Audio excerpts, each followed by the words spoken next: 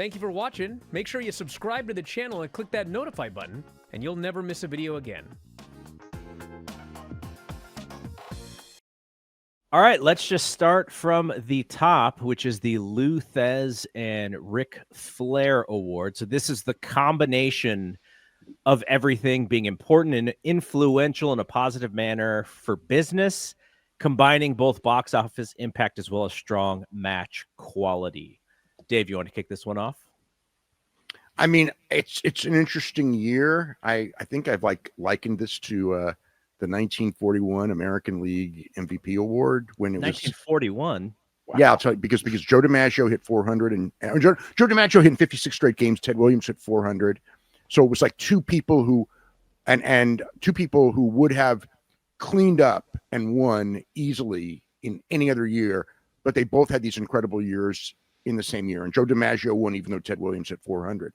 And I kind of see this with Cody Rhodes, winning the title, setting all these box office records. I think that I know that he had headlined 32 box office records through September. So, and I think it's close to 40 for the year, which is pretty incredible.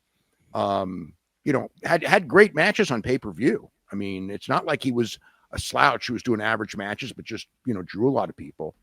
WWE, with the championship team, they had their best year in almost any fashion since the Attitude Era, and you could argue financially the best year ever that they've ever had. And he was the biggest star full time. I mean, I think Dwayne's the biggest star, but he was only in for a couple months and did one match. Roman did, I think, 6 matches. Punk did 8. But Cody was the guy.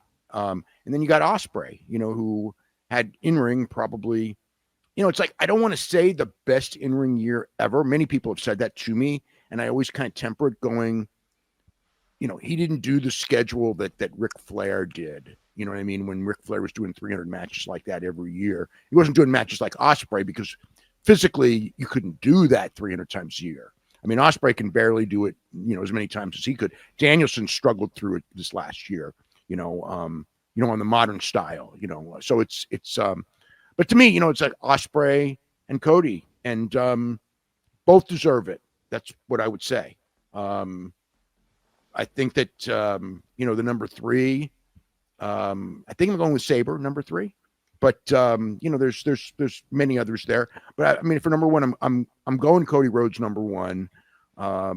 But I would, any argument for Osprey, I would never reject. I mean, it's that close. And last year it was flipped. It was Osprey and Cody. Do you remember the scoring last year? Osprey was well ahead. I thought it was going to be a close race between the two of them, but Osprey was well ahead. I mean, observer readers are going to favor the guy who has the best matches. So Osprey may win again. And the one thing is, because there is a most outstanding award that I am pretty sure Osprey will win. You can kind of go, well, not that that's a reason. Okay, he's going to get one award, one of the major awards anyway. But it is one of those things where it's like, if he doesn't win, it's not like he didn't get his due. And he did win Wrestler of the Year last year, so it's not like there's a thing of God, he's been so great and he's never won it. He has won it. Cody's never won it.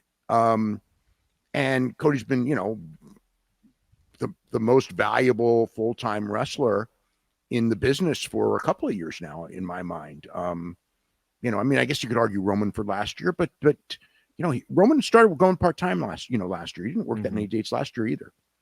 I think that's an interesting difference maker. If you play that game, like if you take out Will Ospreay, what kind of year does AEW have with or without him? And with Cody, like, I don't doubt WWE still has a really hot year this past year, but you couple that with Punk being out the year, you remove Cody. I just think Cody is, when you're combining everything together, it was a career year for him. This is one that, it's a legacy year, but you're just going through today of just the whole catalog of matches from Will Ospreay this year. Like it's unbelievable. You're talking like all he did in AEW. He had probably the best match in TNA this year with Josh Alexander, with Michael Oku in Rev Pro. And then that match doesn't get enough because it was in Rev Pro.